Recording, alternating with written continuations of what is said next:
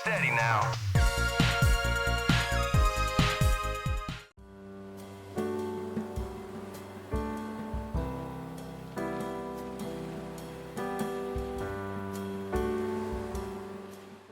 Along with crafting the Street Fighter EX series and a few spin-offs for Nintendo such as Dr. Mario, Arika would release underwater adventures across multiple consoles.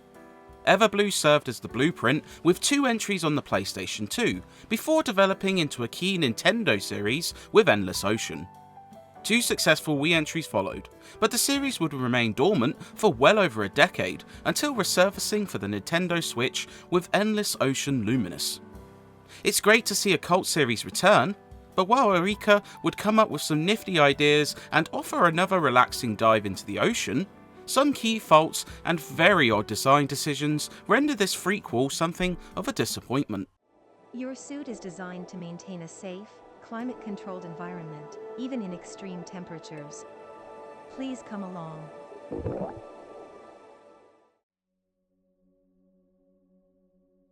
Like prior games, Luminous is about exploring the ocean, gathering treasure, and discovering species of aquatic life. However, as a first entry on a console other than the motion-controlled Wii, this entry adopts a more traditional control scheme.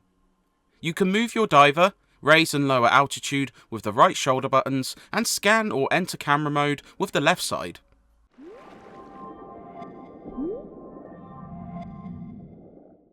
It works pretty well, meaning navigating the vast ocean landscapes doesn't cause frustration, and repeatedly tapping the B button gives a speedy swim, which is helpful.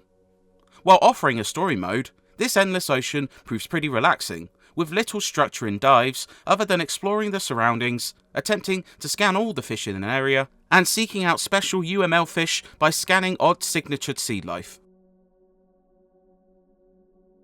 Despite this, Endless Ocean Luminous is often let down by peculiar choices, which turn the experience into something of a slog. The main story is pretty thin, concerning a new diver who begins exploring the Veiled Sea, which is in danger due to mysterious events.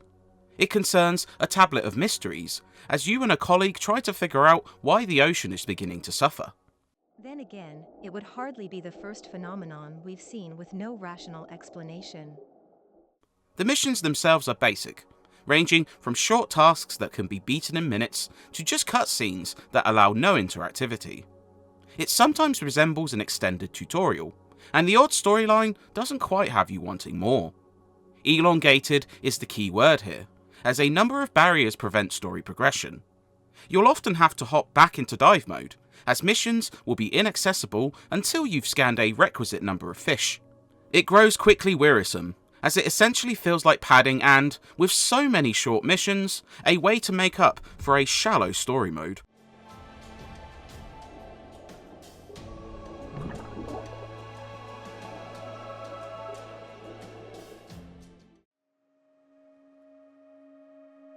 Its nadir comes with the mystery board, which also plays an in-game role.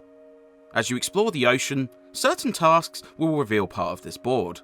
They range from seeing certain sights, guiding specific fish to special tablets, and more obscure tasks which involve finding collectibles and then seeking out said treasure referred to. A lot of these can be found while exploring, but others require tedious steps and finding specific dive sites to obtain. Trying to complete this board without a guide is incredibly complicated, and the last 2 squares for finding special variants of UMLs requires pure luck, as the spawn rate on these is very low. The fish seem to be following along with it. We'll want to know about them as well. While exploring and scanning levels up your diver and rewards customizable gear, ranging from colour schemes to decals, these cost a ton of money and require serious grinding to fully unlock, which proves less enticing. Dive mode bores its own issues. This mode relies on procedural generation, which could have made for dynamic seas to explore. You can even share these sites with codes given after a certain amount of exploration. Unfortunately, while slightly changing terrain, maps often follow the same few templates, which grows a tad stale. But it also removes some of the brilliant discovery moments of prior games, as there's no prescribed location for everything. While there's hundreds of unique fish to find, ranging from regular breeds to more prehistoric and fantastical ones, they feel lifeless. Thanatos. This enormous great white shark is feared throughout the Aegean Sea. You cannot interact with the fish other than scanning them, and they don't acknowledge anything around them as smaller fish swim happily with the predatory ones. The only bright spot is that dives allow you to play with up to 30 players cooperatively, which is certainly handy for exploring faster and allows you to interact with emotes. Otherwise, it feels like a step backward. Transmission from HQ. Unusual biometric signs have been detected at this dive site. A UML may be nearby.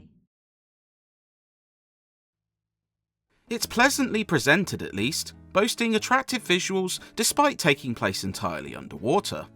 The environments are spacious and well textured, fish models look ace, and everything runs at a smooth clip. There are a few unsightly issues, such as clipping and odd animations, but otherwise it's a good looking game. The sound is pretty ambient, with plenty of moments where the soundtrack composes of water effects, fish cries, and your diver's kicks.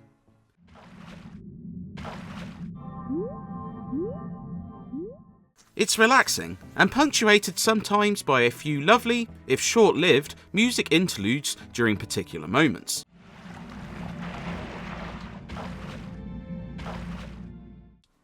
There's substantial voice work from an AI companion, but the only other human you encounter talks in gibberish for some reason.